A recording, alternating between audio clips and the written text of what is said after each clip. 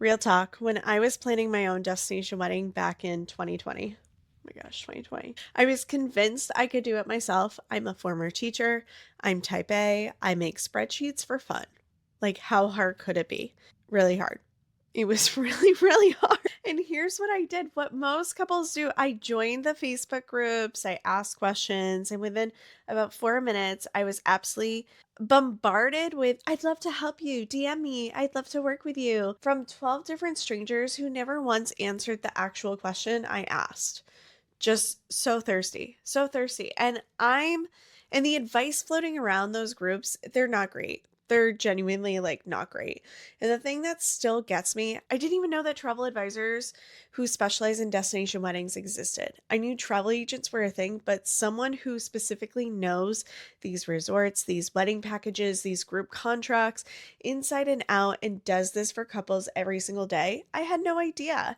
And I planned my whole wedding without one. And I spent way more time, energy, and stress than I ever needed to. So if you're newly engaged and already starting to spiral a little, this video is for you.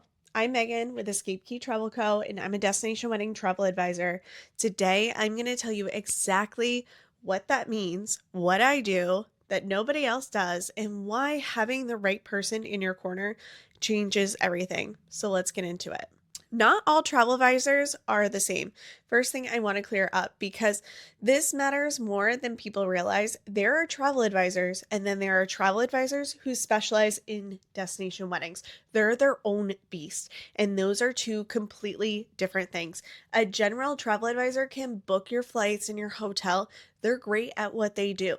But a destination wedding specialist, that's someone who goes to these resorts specifically to research them for weddings. I meet with the wedding teams. I know the packages. I know which properties genuinely take care of couples and their guests, and which ones are going to smile at you and quietly mark things up the second you don't have someone watching your back. And I want to be upfront about something because I think honesty is one of the most valuable things I bring to this process. I have opinions, I have preferences, I come with a little bias, and I will always tell you that up front. Here's what I mean. I want a resort that smells good when you walk in. I want that cold washcloth and a welcome drink waiting for you after a long transfer day and travel day. I'm not bougie, okay, but I like nice things, and so do your guests. Nobody wants to smell mold when they walk into a resort for the first time. Nobody. So when I recommend a property, you're getting my real, honest, firsthand opinion, including the parts that don't make it into the brochure, like the bathroom with no door. Which, look, if you're honeymooners who are very comfortable with each other, maybe that's fine. But if you're putting a family with a teenager in the room, or two friends sharing, that's a conversation we need to have before you book, not after you check in. This is like the no BS promise. You're going to get the full picture from me every time.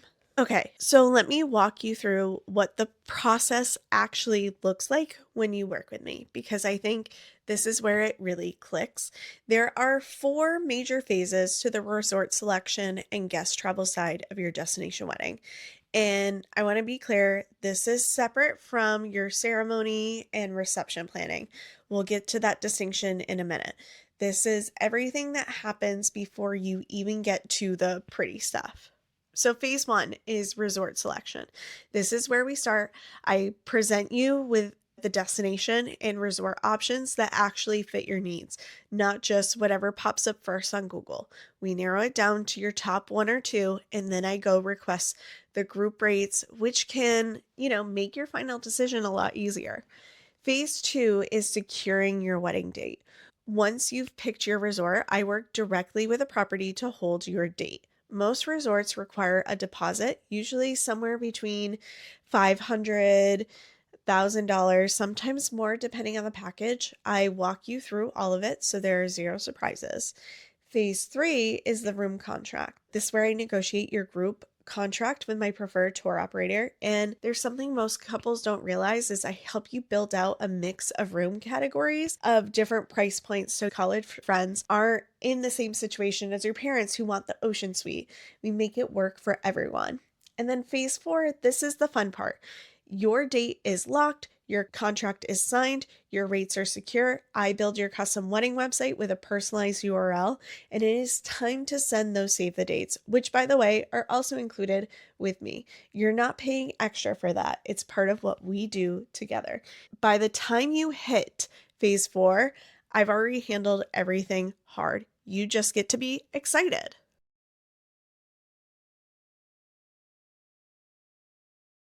Let's talk about the fee and what it actually means. Okay. So, I want to talk about something that is really important and that not enough advisors are honest about: fees. And some destination wedding travel advisors are free and some charge a planning fee. And I think it's worth understanding the difference because it actually tells you a lot.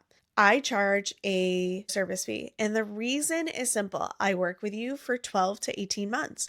I work with every single one of your guests individually, and I'm putting in real hours, 60 to 80 hours before you ever set foot on that resort. And I take on a max of 10 weddings per year, and that's intentional because I am not going to stretch myself so thin that I can't give you the experience you deserve, especially on your wedding day. So when someone tells me they're working for free, I'm going to be honest, that makes me ask questions. Are they free because they're just starting out and still learning? Totally understand. But at the same time, I don't think a bride wants to be a guinea pig. Are they free because they're only recommending resorts with the highest commission? Because the resort with the highest commission isn't necessarily the resort that's right for you. And that's a problem. I had a mentor. I learned from someone who had already done this before I ever took on my own destination wedding couples.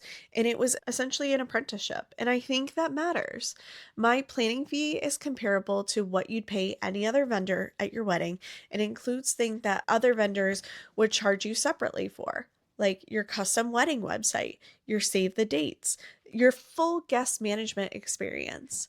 It is not a nickel and dime situation. It is one fee and then I work for you. Quick pause. If you are in the early stages of all of this and you don't even know where to start, I made something specifically for you that I wish I had. It's a free destination wedding planning workbook, and it walks you through everything from figuring out your must haves to thinking through your guest list to starting wrapping your head around budget.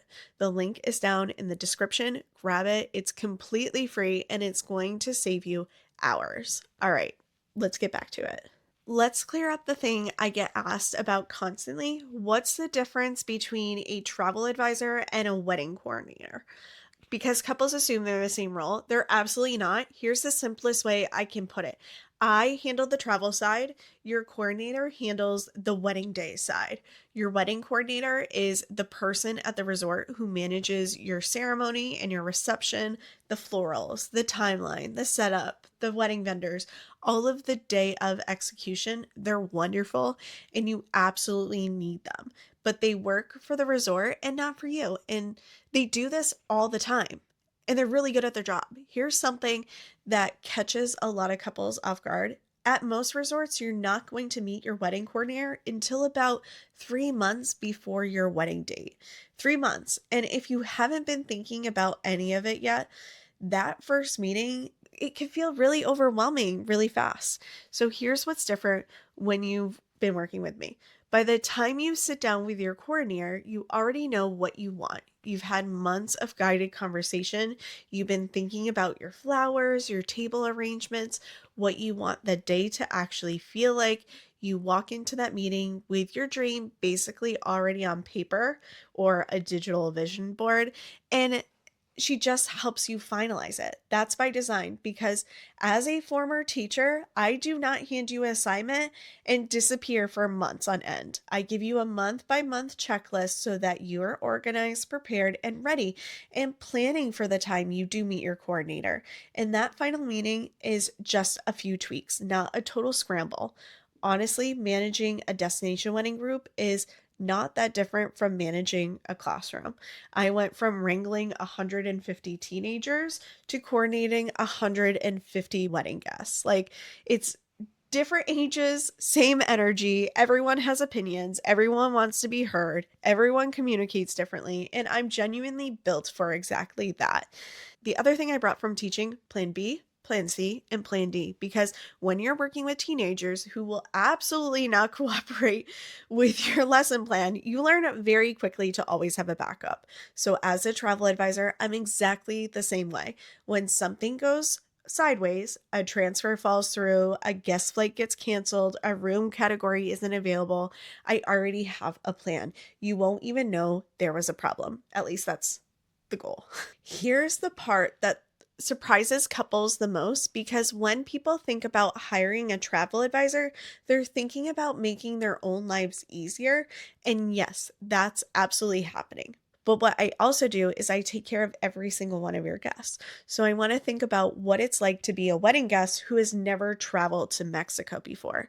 They're nervous, they have questions, and right now they are texting you, the bride or groom, at 11 o'clock at night asking about passports or airport logistics and what do they even pack. That all comes to me, not to you. You have the guests email me. Every guest gets one-on-one service, one point of contact, me, instead of calling the resort and getting one person on Monday and another person on Tuesday with two completely different answers. I'm I'm building a relationship with your guests based on what they actually need, not the resort, me. And as we get closer to the wedding, I'm sending them helpful emails, Spanish phrases that'll make a good impression, a tipping guide, a packing list, step-by-step directions for getting through the airport.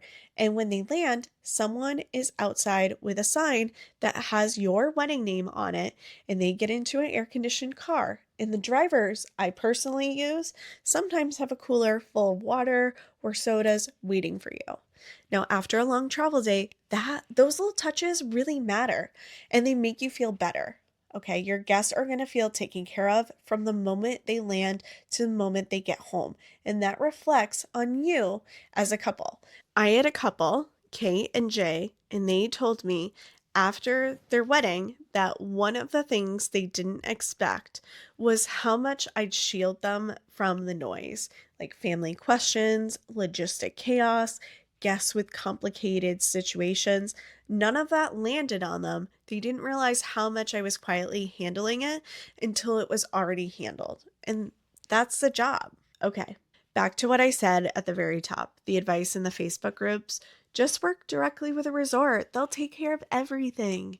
I want to explain why that's a problem, because I've seen it go sideways enough times that I feel really strongly about this.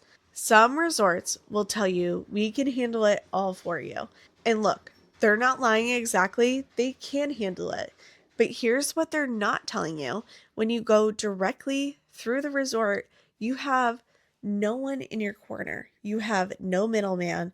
And when something goes wrong and something always needs adjusting, you are entirely at their mercy. I've seen the prices. I know what resorts charge when there's no advisor involved. I have watched couples pay more for the room block than what I could have negotiated. I've seen transfer fees that weren't disclosed up front in the original quote, and I've seen guests fall through the cracks because three different people at the resort are each handling a piece of the group with nobody seeing the whole picture. So the resort's job is to serve the resort, and my job is to serve you. Those are not the same thing. And your guests, to the resort, they are just another person staying at the hotel, which is fine. But that is not the same as someone who has been building a relationship with them for months, who knows their travel dates and their room preferences, and whether they're nervous first-time international travelers who need a little extra hand holding. The resort is never going to do that for you, but I will. So here's the bottom line. A destination wedding travel advisor is not a luxury. It is the thing that makes the entire experience actually enjoyable for you. So I guess that is a luxury. So here's the bottom line. A destination wedding travel advisor is not just a luxury. It is the thing that makes the entire experience actually enjoyable for you and for every single person you invite. I did it the DIY way. I know exactly what that costs you, not just in money, but in time and energy and stress that you should be spending on literally anything else. You don't have to do it that way. And if you're already starting to think about which resort might be the right fit, my next video is all about my favorite destination wedding resorts in Cancun, and I think you're going to love it. I'll see you there. Cheers!